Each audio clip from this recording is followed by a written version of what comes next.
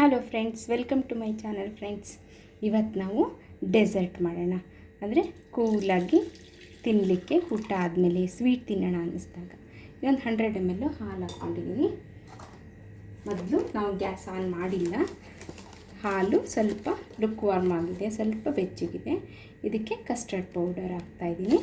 ನಿಮ್ಮ ಹತ್ರ custard powder ಇಲ್ಲ ಅಂದರೆ ಬಾದಾಮ್ ಪೌಡರ್ ಹಾಕಿ, ಅದು ಇಲ್ಲ ಅಂದರೆ ಹಾರ್ಲಿಕ್ಸ್ ಹಾಕಿ.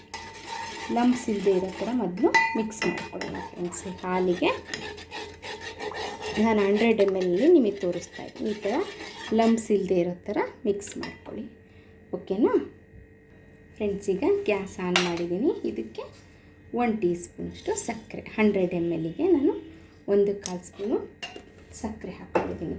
ಹಾರ್ಲಿಕ್ಸ್ ಹಾಕಿದ್ರೆ ಹಾರ್ಲಿಕ್ಸಲ್ಲೂ ಸಕ್ಕರೆ ಇರುತ್ತೆ, ಬಾದಾಮ್ ಪೌಡರ್ನೂ ಸಕ್ಕರೆ ಇರುತ್ತೆ. ಸೊ ನಾವು ಲೈಟಾಗಿ ಸಕ್ಕರೆ ಸ್ವಲ್ಪ ಹಾಕ್ಕೊಂಡ್ರೆ ಸಾಕಾಗುತ್ತೆ. ಓಕೆ ಫ್ರೆಂಡ್ಸ್, ಇದು ಸ್ವಲ್ಪ ಬಿಸಿಯಾಗಿ ಕುದೀಲಿ. ಕುದ್ದಿದ ತಕ್ಷಣ ಇದನ್ನು ನಾವು ತಣ್ಣಗಾಗಕ್ಕೆ ಇಟ್ಟುಬಿಡೋಣ.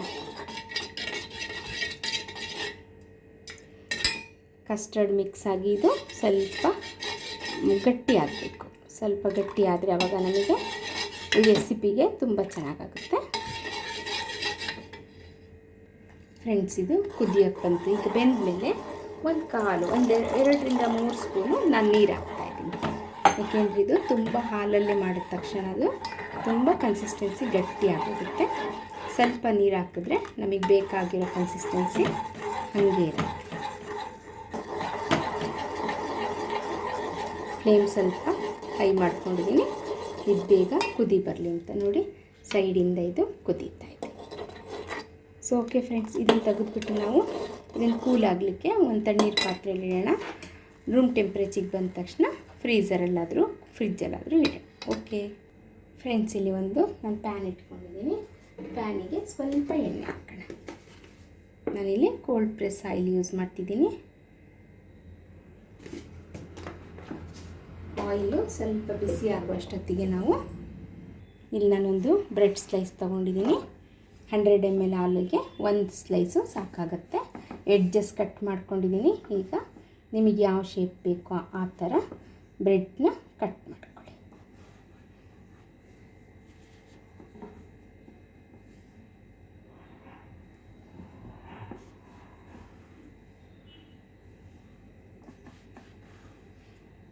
ಓಕೆ ಫ್ರೆಂಡ್ಸ್, ಇಲ್ಲಿ ನೋಡಿ ಈ ಥರ ಸ್ಲೈಸ್ ಆಯಿತು. ಇವನ್ನ ಪ್ಯಾನಿಗೆ ಹಾಕಿ ಫ್ರೈ ಮಾಡೋಣ. ಎಣ್ಣೆ ಬಿಸಿಯಾಗಿದೆ ಅನಿಸುತ್ತೆ. ಈಗ ನಾವು ಬ್ರೆಡ್ನ ಪ್ಯಾನಿಗೆ ಹಾಕೋಣ. ಈಗ ನಾವು ಬ್ರೆಡ್ನ ಹಾಕೋಣ. ಸ್ವಲ್ಪ ಫ್ರೈ ಆಗಲಿ. ಎಲ್ಲ ಸ್ಲೈಸಸ್ನು ಹಾಕ್ತೀವಿ. ದಿಢೀರಂತ ಬ್ರೆಡ್ ಇದ್ದರೆ ಸಾಕು ಫ್ರೆಂಡ್ಸ್. ಮಕ್ಕಳಿಗೆಲ್ಲ ಇಷ್ಟ ಆಗೋಂಗೆ, ನಮಗೂ ಚಿಲ್ಲಾಗಿರುತ್ತೆ. ತುಂಬ ಸೆಕೆ ಇದೆ ಅಂತ ತಿನ್ನಲಿಕ್ಕೆ ಎಲ್ಲರಿಗೂ ಇಷ್ಟ ಆಗುತ್ತೆ. ಲೈಟಾಗಿ ಬ್ರೆಡ್ಡು ಫ್ರೈ ಆಗಲಿ ಫ್ರೆಂಡ್ಸ್. ಬ್ರೆಡ್ಡು ಫ್ರೈ ಆಗ್ತಿದೆ ನೋಡಿ.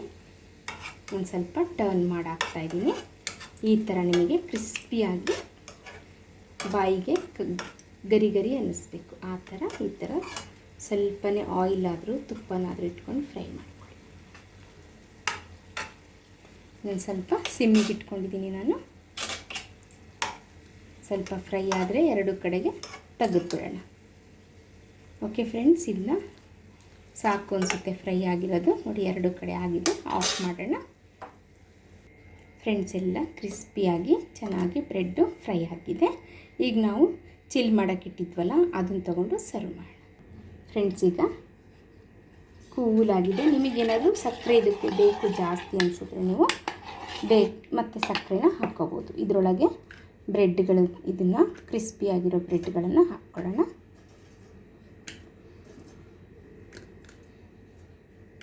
ಇದ್ರ ಮೇಲೆ ಇದು ಹಾರ್ಲಿಕ್ಸು, ಬಾದಾಮ್ ಪೌಡರಿಂದ, ಮಿಲ್ಕ್ ಪೌಡರಿಂದ ಮತ್ತು ಕಸ್ಟರ್ಡ್ ಪೌಡರಿಂದ ಎಲ್ಲದರಿಂದನೂ ಮಾಡ್ಕೊಳ್ಳೋಂಥ ಯಮ್ಮಿ ಆಗಿರೋಂಥ ಡೆಸರ್ಟು. ಇದು ಚಿಲ್ಲಾಗಿದ್ರಂತೂ ತುಂಬ ಚೆನ್ನಾಗಿರುತ್ತೆ ಫ್ರೆಂಡ್ಸ್. ಇದನ್ನು ಚಿಲ್ ಮಾಡಿಕೊಂಡು ತುಂಬ ಈ ಬ್ರೆಡ್ ಮೇಲೆ ಹಾಕ್ಕೊಂಡು ತಿಂತಾಯಿದ್ರೆ ಸೂಪರಾಗಿರುತ್ತೆ ಫ್ರೆಂಡ್ಸ್. ನೋಡಿ, ಮಕ್ಕಳು ಮನೇಲಿ ಇರ್ತಾರೆ ರಜಾ ಅಂತ ಕೇಳಿದಾಗೆಲ್ಲ ಈ ಥರ ನೀವು ಏನಾದರೂ ಒಂದು ಸ್ನ್ಯಾಕ್ಸು ಮಾಡಿಕೊಡ್ಬೋದು. ಓಕೆ ಫ್ರೆಂಡ್ಸ್, ನಿಮಗೂ ಇಷ್ಟ ಆಯಿತು ಅಂದ್ಕೊತೀನಿ ಫ್ರೆಂಡ್ಸ್. ನೀವು ಲೈಕ್ ಮಾಡಿ, ಶೇರ್ ಮಾಡಿ ಮತ್ತು ಸಬ್ಸ್ಕ್ರೈಬ್ ಮಾಡೋದನ್ನ ಮರಿಬೇಡಿ. Okay, thank you so much friends.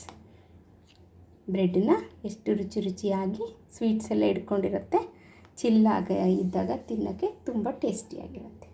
Okay friends, thank you so much for watching my channel. Thank you.